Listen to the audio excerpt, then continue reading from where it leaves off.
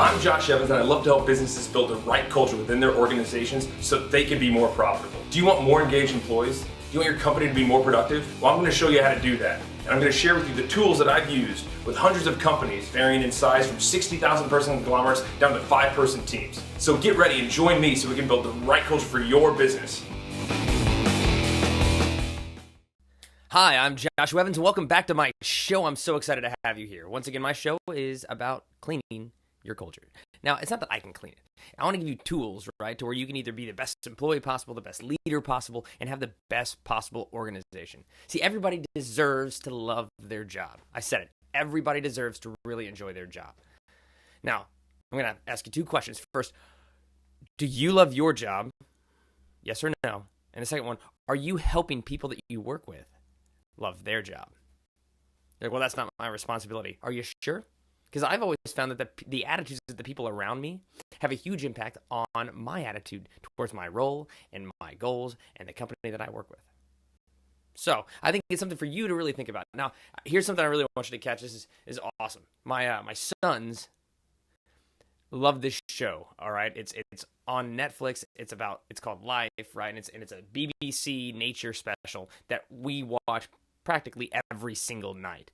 There's one particular scene in there my kids absolutely love. Both my sons love this scene where it's a panther chameleon in Madagascar laying and waiting for some sort of praying mantis or cricket, and then their tongue shoots out and it grabs it and it eats this bug.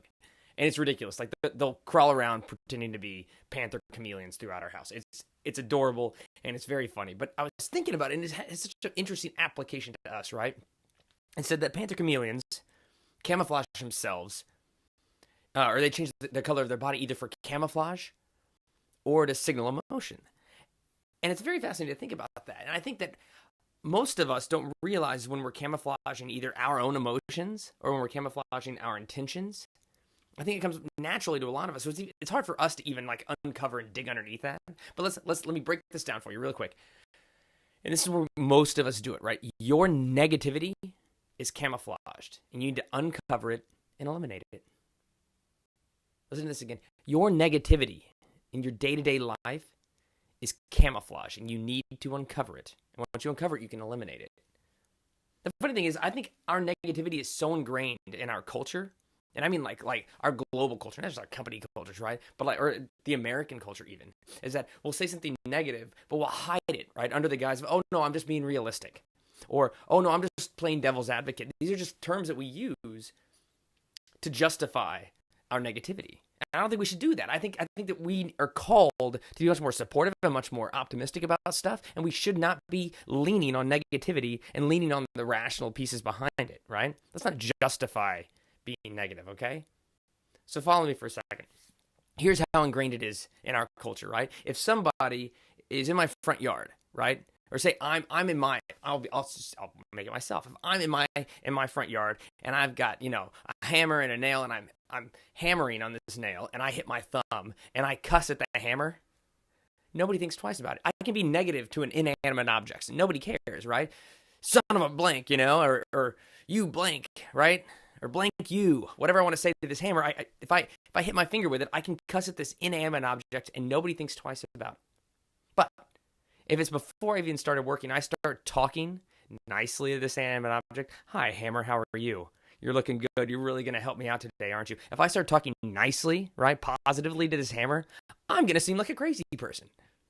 Which I very well might be anyway, but I'm not going to go and talk nicely to a hammer, right? But if we hit our finger, instinctively we can be negative to this hammer and nobody thinks it's something weird or odd. But if you talk nicely to it, oh my goodness, that's so out of character. That's so weird. Why would you do that? That's how ingrained negativity is in everything that we do. And we just default, oh, no, it was out of emotion. We can just, it's okay. You can yell at a hammer. Really? Can you talk sweetly to a hammer? Absolutely not. Absolutely not. Our negativity is camouflage, and we need to uncover it and then eliminate it. No more cussing at inanimate objects for no reason. If anything, you should be upset with yourself for hitting your own finger. But I digress. I think all of us find these situations, right? Whether it's in our personal lives and with our family, with our friends, with our colleagues, with our clients. with our employees. We find these situations where we see something and we want to either correct a behavior, change the way that they're looking at it, or make it seem like our idea, right? And so we use these tactics and we're like, wait, hold on a second. I'm not sure that's going to work because of blank, blank, and blank. And we hide behind these ideas because it's easier for us to be negative. It's a lot harder to be really supportive, isn't it?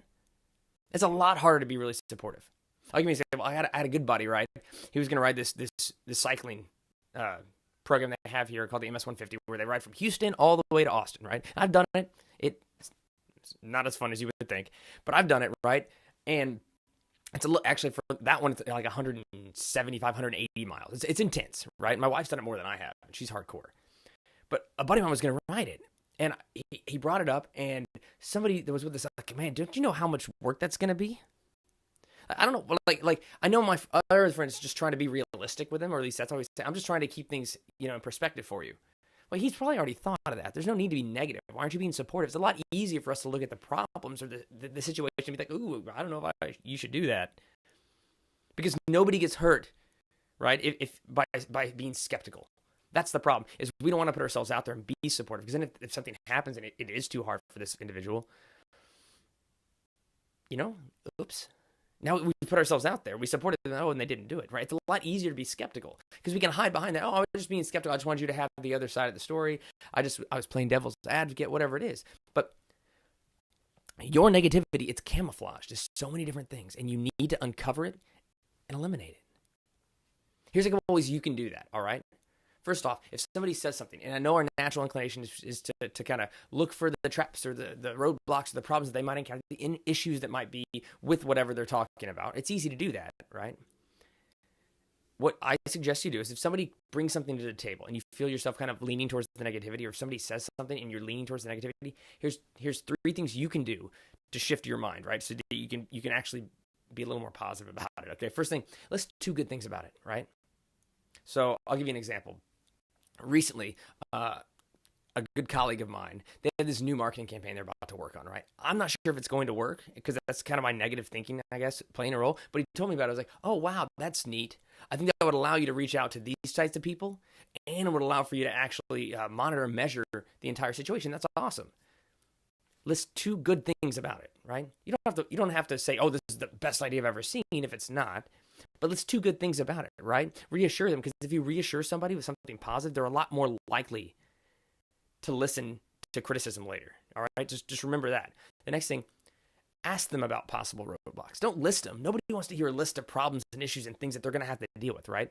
Ask them, what possible roadblocks do you see with this? What kind of possible issues might you see? They've probably already thought of the ones you were going to bring up, but the second you bring them up, you're no longer a supportive friend or a colleague. You're now the enemy. All right, let them bring them up, and you can use probing questions, be very interested in it, and that's how you can really get to the bottom of it without being negative off the bat. All right. 3rd thing, offer a solution. That's only if they want it. People don't always want solutions. Okay, they're like, well, one of the big problems I might face is that we might get negative feedback early on, and that'll hinder us from moving forward on this project. Oh, well, maybe you ask for feedback towards the end instead of at the beginning, or maybe you transition them quickly into some sort of, maybe you adjust your models earlier so that you can deal with that feedback. I don't know what the issue might be, but you need to offer solutions to the problem if they're coming to you. Don't just list problems, right? I spoke about this in another podcast where we were talking about you have to give 3 solutions. Don't just bring problems, right?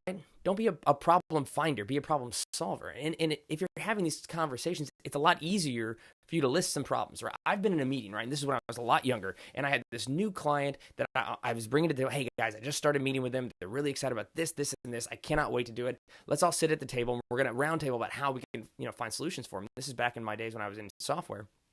And we got to the table, right? And I have all my technical experts in there, and I have my boss in there, and I have one of the senior salespeople, right? Because this is years ago when I was very early on in my career, and I just stumbled into a really neat opportunity. So I'd interviewed the client. I got a lot of information. I sat there and I started going through all what the situation was, right? It's like, okay, this is the client. This is where their offices are. This is what they're doing. This is the problems that they're facing that they need us to help solve. And the first guy to speak, and I'm not going to say his name. Who knows if he listens to this? I'm going to say his name. His name was Dave. And he goes, or David. And he goes, hey, well, I'm not sure that we're going to be able to solve that. I was like, okay, we don't have the ability to, or we don't have the technology to, or we don't want to. He goes, well, I don't know if we want to put the resources to it. Like, so we can solve the problem, you just don't want to put resources towards it? He's like, well, and also, they've never done work with us before. I'm not sure we want to have to go and convince them. Now, all of a sudden, I'm having to defend the problem that our client has, right? Even though we have something, we can make a solution. We can put something together. This person's only listing problems. He's not offering solutions, right? He went through a couple of issues and problems that he had with it. Say, okay, well, what should we do? He's like, well, you're going to need to make a decision. And the problem I have with people that bring problems to the table is that the vast majority of people, they're just looking to make themselves feel smarter. I don't know if you've ever had that. If you're just looking at the problems, you're just trying to be like, yep, look, here are the problems. Good luck, sucker. No, don't do that. That's a terrible thing to do. I think the best employees, the best leaders, the best friends, they don't just point out the problems. They don't just point out the issues. They don't just tell you where the faults are, right? They help you with them. The best people that I've ever worked with, right? They don't watch you stumble and say, oh, you should have watched out for that rock. They go, here, let me help you over it. Right? Offering solutions is a much better way to approach a situation than just being negative about it and just focusing on the problems. It's easy. Anybody can find problems. It takes an extraordinary individual to find solutions and to help people develop those solutions. So your negativity is camouflage. You need to uncover it and you need to eliminate it. All right. Find ways in which you're being negative. You don't realize it. Like, look at your day to day. What's something that you said that came off negative that you don't? I mean, I've said stuff that I didn't even realize came off negative. And mind you, I'm in a very particular predicament right now. My wife is 9 months pregnant. So anything I say can easily be turned negative, and I don't mean to. And so I think all of us are in situations where it can be easy to be negative. And we need to think about these situations, whether it's with our family, our coworkers, our employees, our clients, friends, whoever it might be, personal or professional.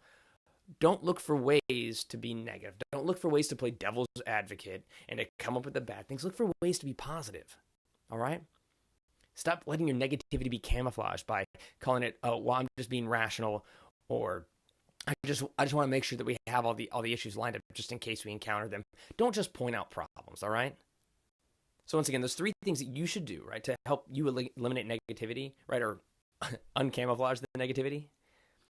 List 2 good things right off the bat, right? List 2 positive things about whatever the situation is off the bat, in the beginning, right? It switches where your mind's focused on. Next, ask about possible roadblocks. Don't list them.